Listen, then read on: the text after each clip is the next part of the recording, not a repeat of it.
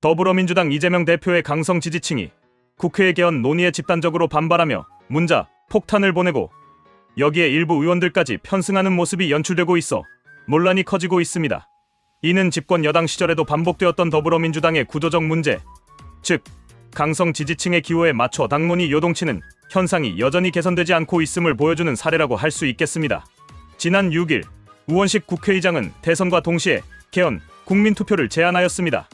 이는 정치적 논의의 장을 열고 장기적으로 한국 정치 구조의 개선을 위한 토대를 마련하겠다는 취지에서 비롯된 제안이었습니다.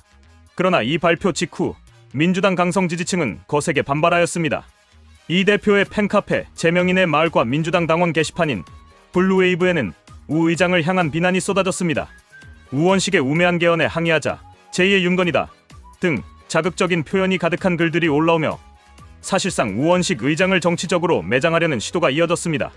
더 나아가 이들은 민주당 내 개헌 논의에 동참하거나 우 의장의 제안을 수용하려는 기미를 보이는 의원들에게까지 문자 폭탄을 보내기 시작하였습니다. 개헌 같은 개소리는 애초에 꺼내지 마라. 개헌이고 나발이고 내각제 반대한다는 식의 막말이 담긴 문자들이 의원들의 휴대전화로 쏟아졌으며 일부 의원은 페이스북을 통해 이를 공개하기도 하였습니다. 한 수도권 의원은 전화기가 계속 울려 도저히 업무를 할 수가 없다고 호소하며 문자만 약 1000통을 받았다고 전했습니다. 이 같은 상황이 벌어지자 일부 의원들은 급히 태도를 바꾸며 개헌 반대 릴레이에 나섰습니다.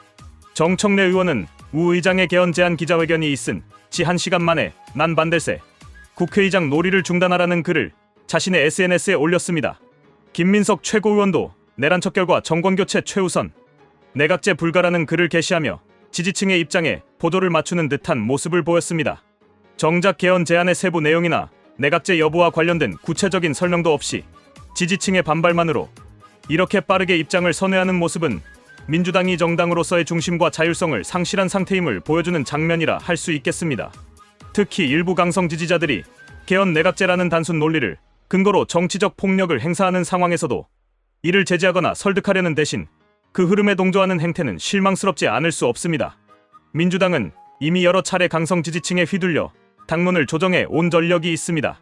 지난해 국회의장 후보 경선 당시 일부 지지층은 미애로 합의바라는 식의 여론전을 벌이며 공정한 경선 과정을 왜곡하려 하였습니다.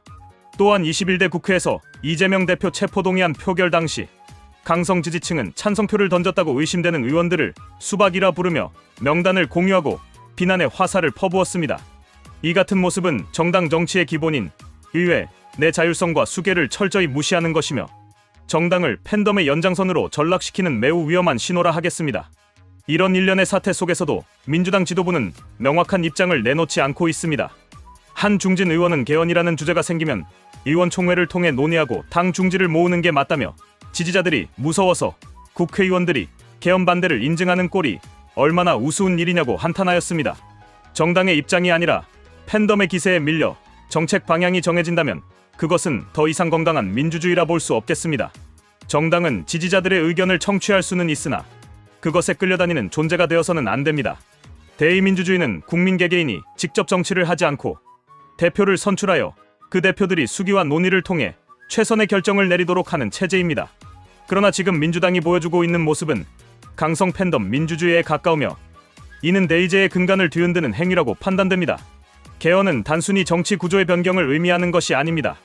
장기적으로 국가의 운영 체계를 새롭게 정비하고 국민의 권리와 자유를 더욱 확장시키기 위한 헌법적 과정입니다. 이를 단순히 특정 정치인의 권력을 지키기 위한 도구로 해석하거나 내각제로의 전환이라는 오해로 폄훼하는 것은 매우 유감스러운 일입니다. 특히 그 논의마저 지지층의 집단적 압박에 의해 중단된다면 이는 헌법 개정권마저도 특정 세력의 눈치를 보며 포기하게 되는 불명예로 기록될 것입니다.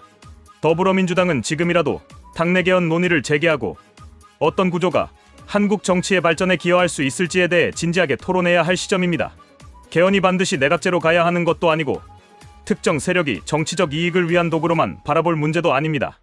이 문제를 둘러싸고 사회 각계의 의견을 경청하며 민주적 절차에 따라 접근하는 것이 정당의 역할이라 생각합니다.